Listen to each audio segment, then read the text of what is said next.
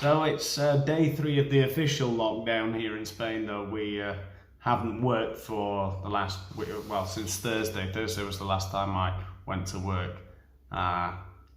So it feels like it's been longer than 3 days, definitely, even though that has been the official amount of time that we've been told to stay in our houses under threat of fines and arrest. So yeah. So any tips for people that haven't gone through this yet, if you're living in the UK or the US, where it seems like this is just inevitable, it seems like it's a question of time, all the governments of the world seem to be following suit.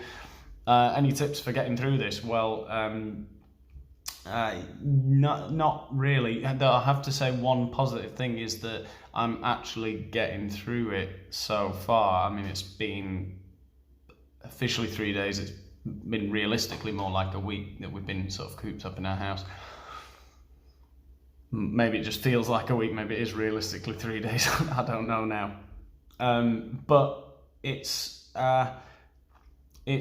not that bad so far.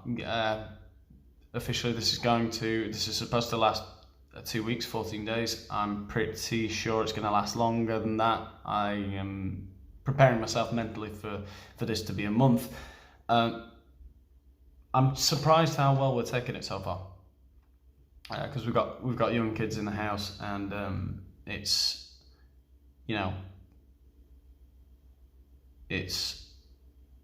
I was expecting it to be a lot more taxing than it has been so far.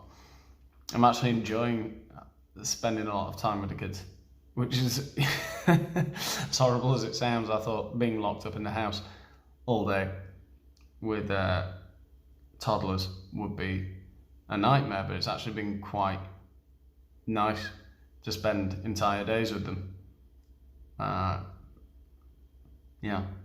Another thing I've been thinking about is what this whole thing is what impact this is all gonna have on our collective psyche, I suppose.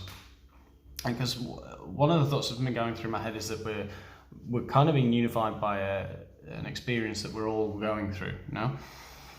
And we should, in theory, all go through and live this experience in the same way, and a whole generation of people will see the same event unfold because everyone is following this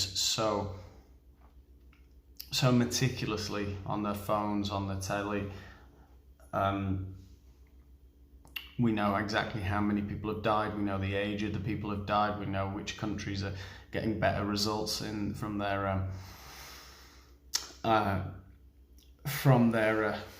healthcare systems, etc. We can see which government's responses are being more effective than others, and you would think, logically thinking, you would think it would lead you to think that everyone is going to draw the same conclusions. But I don't think, may call me a pessimist, but I don't think that's going to be the case. I think this is going to just be another thing that we use to further polarize our worldviews. And we live in democracies, and that's the downside of democracy is that, the guy who's best at putting down the other guy is the one who wins. And of course all the opposition parties who are not governing are going to look for chinks, evidence of incompetence of the governing parties, and the governing parties are going to want to be our saviours and pin any kind of disasters on certain sections of society, perhaps people who didn't obey the rules, people who got in their way in forming policies. So I think that's going to be the conclusion. I don't think we're all going to be unified by this. I think we're all going to be more polarized than ever. So I think that's the negative possible consequence.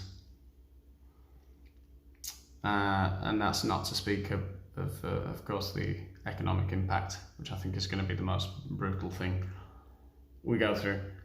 But we live in volatile times, and who knows? maybe we can have a sort of rebound effect. Maybe somehow we can recover quickly. But maybe that's too optimistic.